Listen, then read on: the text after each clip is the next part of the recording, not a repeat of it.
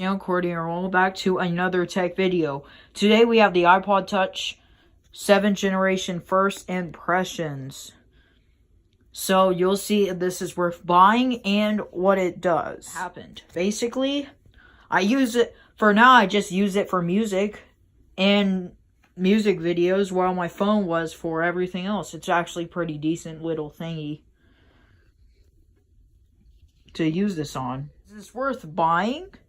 Well, I'd say not really, unless if you have one of these two reasons. Number one, if you get it for like smaller kids or something, it's actually a decent thing. The only problem would be the battery life. Only the battery, if it would just focus. But anyways, only the battery would be the problem for that. Because, this thing, if it does anything intensive, then it would lose battery pretty quickly. My reason, just use it as a secondary device. I'd actually, if you want a secondary device for music, go all for it. And depending on how big your music library is, see how big it is on your phone, and decide if you want 32, 128, or 256 gigs. Just because you have a big music library, even if your music library is semi-small like mine is, like a gig of it, then I'd go 32. Don't think, okay, this is like, compared to my phone, think this is all for music. Or mostly for music, not like extra stuff. So 64 on an iPhone would mean all kinds of stuff instead of just music. But 64 on an iPod would just be music. So you're getting more. For all those people thinking, oh, it should be huge and have a better upgrade. No, you shouldn't be ranting about this. This is an iPod Touch. It's made for those two reasons, like I said earlier. I think, at least. So, for all those people that are like, okay, it should have Touch ID, or whatever. I mean, Touch ID wouldn't be bad, but that would raise the price. And you don't want it to raise. This is an iPod Touch. It's an iPod. This is the most expensive iPod that has been sold by Apple, and it's the biggest iPod. Number 1, iPod Touch 7th generation. Number 2, iPod Classic 6th generation, 160 gigabytes. So it's better than that. And it runs freaking iOS. So, an iPod that runs iOS is amazing enough. And you shouldn't be thinking, oh yeah, this is like an iPhone, and like, you shouldn't be comparing it to an iPhone. But instead, you should be comparing it to other music players. Some of them don't even have touch screens. And if they do, it's like smaller than 4 inches, definitely. And iPods are the best, frankly. This is better than a $1,000 freaking Sony player.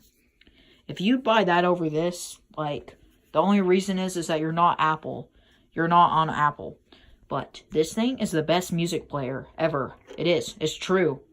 It is. It syncs with everything. It has Wi-Fi. It has Bluetooth. Now, most players have Bluetooth. And it has iOS, meaning that you're scrolling through your music library, ding, text message. It shows up on your iPod. You don't have to get your phone. Or someone FaceTimes you. Hold on a second, I'll be right back. Get your phone. Or you could just outright do it. Or if you have an iPhone, someone SMS, MMS you. Ding, you could reply to SMS, MMS if you have an iPhone. Someone calls you, shows up on the iPod. So you could either, one, accept it and do the call on the iPod, which is amazing. Remember, all this works on Wi-Fi, even the text.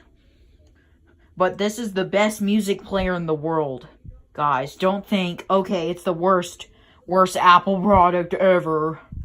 Oh, it should have a bezeless display. No, this thing has already achieved its greatest form to be a music player. If it gains a bezel-less display. It's not an iPod anymore. It's a small iPad. The old iPad argument was it's an oversized iPod Touch. Now everyone wants the iPod Touch to be an undersized iPad. It's crazy. Well, I hope you guys enjoyed this video, and I hope you guys enjoyed everything. Also, I can't do modern torture anymore for some reason. Anyways, but instead, I'll be doing it with new Apple products. Using it. I'll unbox it, review it, and use it if a video reaches a certain number of likes. If this video gains 5 likes, I'll be using this thing as my daily driver for a week. How am I supposed to do that? I just turn off all the apps on my phone, like via downtime on screen time. Via downtime, except text messaging and phone calling, and that's it. Every other app is turned off. So that would mean, basically, I have to use this for any other app. Meaning email, Safari, FaceTime, YouTube. Yes, I'm about to see what it's really like to be used. But, I mean, I hope you guys will enjoy that video. If this gets 5 likes before the... And if this gets 5 likes in a week, then I'll do it. Now, just like the video. Like, it's not that much of a big deal. Like it, and I'll use it. And I'll use a different style of video, too. Instead of doing episodes of every day, I will just do an all right big episode of it all. But anyways, I hope you guys enjoyed this video. Bye.